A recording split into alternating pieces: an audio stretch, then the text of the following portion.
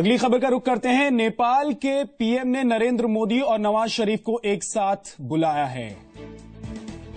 SAARC शिखर सम्मेलन में आज रिट्रीट का कार्यक्रम होना है और आपको बता दें कि नवाज शरीफ और नरेंद्र मोदी को एक साथ बुलावा भेजा गया। नेपाल के प्रधानमंत्री की पहल पर पीएम नरेंद्र मोदी और नवाज शरीफ के बीच मुलाकात हुई है। ये खबर आई है। काठमांडू से हमारे संवाददाता राहुल सिन्हा हमारे साथ जुड़ गए हैं। राहुल, मुलाकात हुई, क्या बात हुई, कुछ जानकारी? देखिए, अभी तक ये जानकारी नहीं मिल पा रही है, लेकिन रिट्रीट का ये फंक्शन चल रहा था। उस दौरान सूत्रों के हवाले से खबर मिली है कि नेपाल के प्रधानमंत्री ने दोनों प्रधानमंत्रियों को, नरेंद्र मोदी को और नवाज शरीफ को अलग एक तरफ ले जाकर के बुलाया और कुछ बातचीत हुई है उनके बीच में। लेकिन ये बातचीत क्या हुई है? क्या ये एक रास्ता बनाने की कोशिश है, एक मध्यस्थता करने की कोशिश है, सार्क में फंसे हुए मामलों को निकालने की, या फिर वो जो दोनों नेता एक दूसरे से अब तक 24 घंटे से ज्यादा वक्त हो चुका है और बात नहीं कर रहे हैं, उस बात को आगे बढ़ाने की? ये चीजें अभी निकल करके सामने नहीं आई हैं, लेकिन इतना जरूर है कि सार्क देशों के लिए एक बड़ी मुश्किल है अगर भारत और पाकिस्तान के नेता आपस में एक दूसरे से बात नहीं करते हैं, क्योंकि कई ऐसे महत्वपूर्ण मुद्दे फंसे हुए हैं। रेल कनेक्टिविटी फंसी हुई है, रोड कनेक्टिविटी फंसी हुई है और सबसे महत्वपूर्ण पावर का जो क्षेत्र है वो फंसा हुआ है। और अगर भारत पाकिस्तान खासतौर से जिस तरीके से अपना रुख अपनाया हुआ है, अगर वो उसको ठीक नहीं करता तो फिर ये एग्रीमेंट पूरा हो पाना मुश्किल। यही वजह है राहुल कि अगर भारत और पाकिस्तान के रिश्ते अच्छे नहीं होते हैं तो सार्क शिखर सम्मेलन का कोई नतीजा नहीं निकल पाएगा। जरूरी है कि ये दोनों देशों के बीच रिश्ते अच्छे हों और इसी की शायद कोशिश हो सकती है नेपाल के प्रधानमंत्री की। देखिए, निश्चित तौर पर, क्योंकि अब वक्त बहुत कम बचा है, 4:30 बजे सार्क समिट क्लोज हो जाएगा और उसके बाद में फिर कुछ गुंजाइश बचती नहीं है। ऐसी स्थिति में कुछ ना कुछ नतीजा निकलकर सामने आना बहुत ज्यादा जरूरी है। हालांकि पाकिस्तान की तरफ से इस तरीके की खबरें भी आई थी कि उनकी कोशिश है कि बाकी दो मामलों में तो वो कुछ नहीं कर सकते, लेकिन कम से कम पावर के क्षेत्र में उनकी तरफ से कुछ अमेंडमेंट्स हैं और अगर उस पर बाकी देश राजी हो जाते हैं तो फिर शायद वो उस पर साइन करने के लिए तैयार हों। लेकिन देखना होगा कि जो रिट्रीट में बातचीत हुई है, क्या उस बातचीत में उन्हीं मुद्दों पर बात की गई और इस बात को आगे बढ़ाने की कोशिश की गई। कम से कम एक पॉइंट पर आकर तो सहमत हो और कम से कम पावर के मुद्दे पर ही एक सहमति तैयार कर ली जाए। तो क्या लग रहा है पाकिस्तान की तरफ से किस तरह की बातें सामने आ रही हैं? क्या कोई जानकारी मिल पा रही है राहुल की जो मुलाकात हुई है, बात हुई है, क्या कोई रास्ता निकालने की, किसी तरह के समझौते के अंतिम पड़ाव तक पहुंचने की बात हुई है?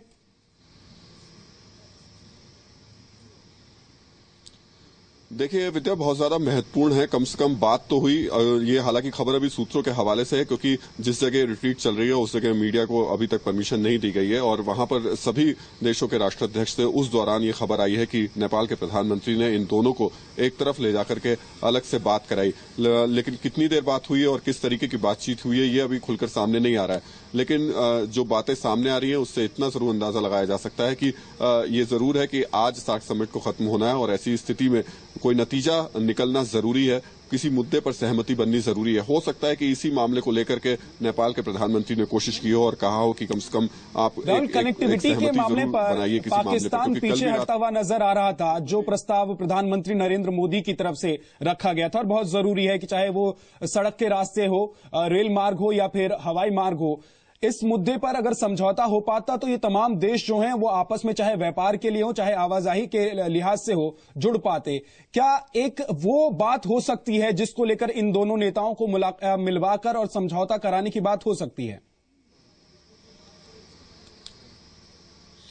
देखिए, रेल और रोड कनेक्टिविटी तो बहुत ज्यादा मुश्किल लग रही है। मुझे नहीं लगता कि शायद इस बार कोई ऐसा नतीजा निकल पाए, लेकिन पावर को लेकर के जरूर ऐसी स्थितियां बन रही थी कि अगर पाकिस्तान की तरफ से कल कहा भी गया था कि जो संशोधन दिए गए हैं वो तैयार हो जाएं तो कम से कम पावर के क्षेत्र में एक सहमति बन जाएगी, एक एग्रीमेंट हो जाएगा। लेकिन उससे भी बड़ा सवाल यहाँ विद्या उठ रहा है कि लगातार 2 बार भारत और पाकिस्तान के नेता आमने सामने आए, लेकिन कोई किसी तरीके का आई कांटेक्ट नहीं किया गया, हाथ नहीं मिलाया गया। और अब शुक्रिया राहुल सिन्हा आपका इस पूरी जानकारी के लिए। तो दोनों नेताओं की मुलाकात जरूर हुई है, लेकिन बात क्या हुई है ये अभी सामने नहीं आ पाया है। लेकिन समझा यही जा रहा है कि जिस तरह के समझौते की उम्मीद थी वो समझौते नहीं हो पा रहे थे और नेपाल के प्रधानमंत्री ने दोनों नेताओं को मिलाकर, दोनों नेताओं के बीच मुलाकात करवाकर शायद एक समझौते पर हस्ताक्षर हो जाए, उसकी कोशिश जरूर की होगी। अगली खबर का रुख करते हैं। जम्मू में अरनिया के पिंडी कठार इलाके में सेना के बंकर में आतंकी घुसे। 4 से 5 आतंकियों के होने की आशंका है। शूट चल रहा है। हम स्पॉट पे हैं। बंकर में घुसे आतंकियों के साथ सुरक्षा बलों की मुठभेड़ जारी है। ये तस्वीरें आप देख रहे हैं, जम्मू में सेना के जवान और आतंकियों के बीच मुठभेड़ की ये तस्वीरें हैं। 4 से 5 आतंकियों के बंकर में घुसे होने की खबर मिली, जिसके बाद सेना ने मोर्चा संभाला और अब मुठभेड़ जारी है। इसी की तस्वीर आप देख रहे हैं, जम्मू में आतंकियों के घुसे होने की खबर मिली सेना के जवानों को और उसके बाद सेना ने कार्रवाई की। दोनों तरफ से फायरिंग हो रही है। 5 आतंकवादी हो सकते हैं, 4 से 5 आतंकवादियों के घुसे होने की खबर है। सेना की कोशिश ये है कि इन आतंकवादियों को पकड़ा जाए, इनको मार गिराया जाए। 2 से 3 मारे जा चुके हैं, सुनने में आ रहा है, जिनमें आर्मी के भी जवान माना जा रहा है।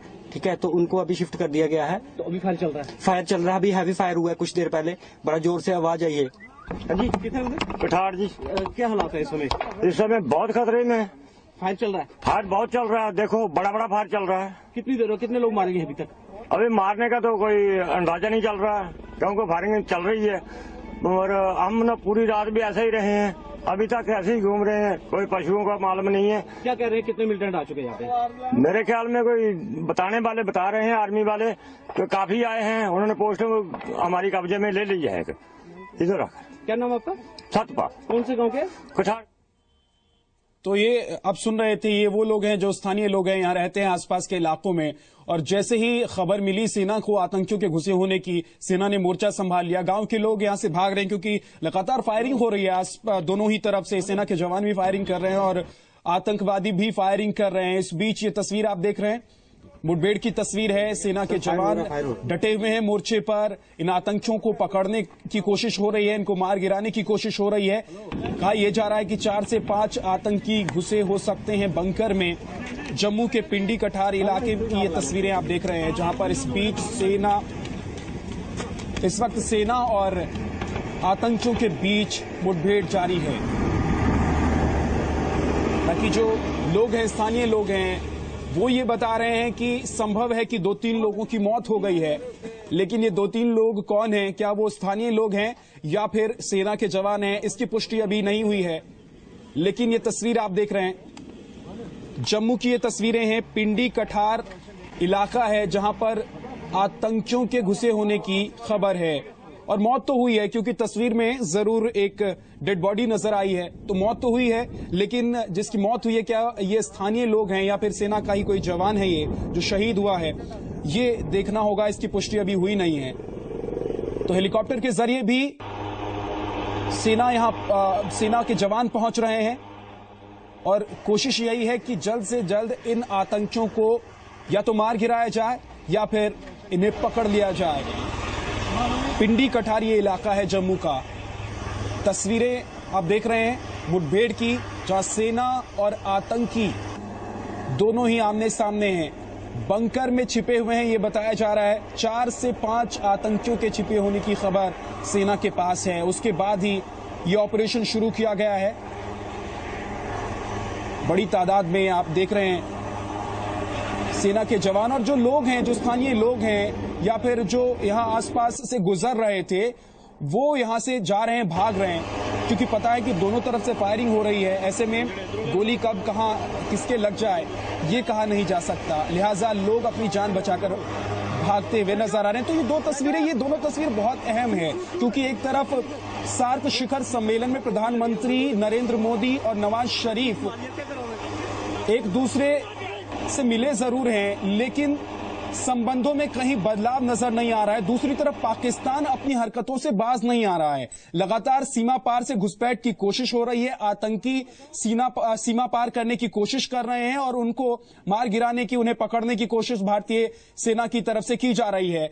तो क्या इस तरह से संबंध सुधरेंगे अगर आतंकवाद पर पाकिस्तान की तरफ से काबू नहीं किया जाता है, जो कि भारत लगातार सवाल उठाता है। लगातार भारत की तरफ से ये मांग होती रही है कि एक आश्वासन पाकिस्तान की तरफ से दी जाए कि आतंकी वारदातों पर पाकिस्तान लगाम लगाने की कोशिश करेगा और कदम दिखे, क्योंकि सिर्फ बात करने के लिए प्रधानमंत्री नरेंद्र मोदी बात नहीं करना चाहते हैं। वो चाहते हैं कि अगर बात हो तो अहम मुद्दे हों और मुद्दों को लेकर बात होनी चाहिए। सिर्फ बातचीत से कोई हल नहीं निकलने वाला है। लेकिन ये दो तस्वीरें, एक तस्वीर आपको हम नेपाल की दिखा रहे हैं, काठमांडू की दिखा रहे हैं, जहां पर सार्क शिखर सम्मेलन में प्रधानमंत्री नरेंद्र मोदी और नवाज शरीफ पहुंचे जरूर, लेकिन दोनों नेताओं के बीच ज्यादा बात हुई नहीं। आज नेपाल के प्रधानमंत्री की पहल पर दोनों नेताओं के मिलने की खबर जरूर आई है।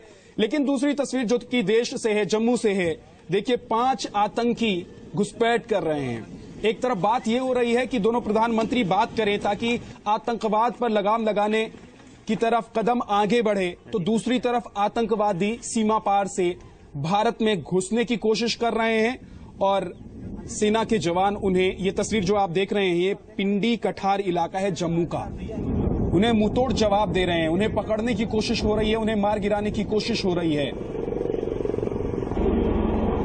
हेलीकॉप्टर के जरिए भी सेना का ऑपरेशन जारी है इस वक्त। आतंकियों को मार गिराने के लिए सेना के जवान लगे हुए हैं। फायरिंग, हालांकि खबर यह है कि फायरिंग दोनों तरफ से हो रही है, आतंकी भी फायरिंग कर रहे हैं और 2 से 3 लोग, हालांकि ये जो वहां पे स्थानीय लोग हैं उनके मुताबिक है, तो 2 से 3 लोगों की मौत की खबर भी आ रही है, लेकिन इसकी पुष्टि अभी सेना की तरफ से नहीं की गई है कि ये कौन से लोग हैं। लेकिन ये मुठभेड़ जारी है।